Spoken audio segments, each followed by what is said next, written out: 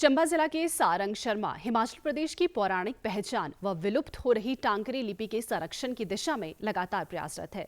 टांकरी लिपि गुरुमुखी से मिलती जुलती एक लिपि है जो सतलुज व यमुना किनारे प्रचलित थी। टांकरी लिपि ब्राह्मी परिवार की लिपि है जो कश्मीर में प्रयोग होने वाली शारदा लिपि से निकली है। ये लिपि पहाड़ी भाषा समेत उत्तर भारत की कई अन्य भाषाओं को लिखने के लिए प्रयोग की जाने वाली लिपि है।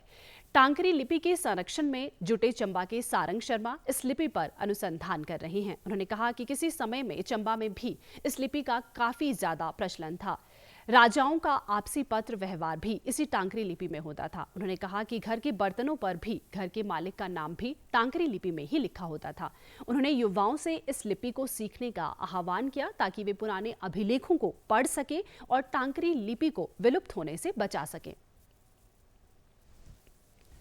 टांकरी नॉर्थन वेस्टर्न हिमालयन स्टेट्स की सबसे प्राचीन स्क्रिप्ट है और इसका ओरिजिन कश्मीर की शारदा लिपि में है। 10वीं शताब्दी के आसपास इसका इस्तेमाल मालूम होना शुरू हो जाता है और चंबा में टांकरी इस्तेमाल काफ़ी शतकों तक इसका इस्तेमाल रहा।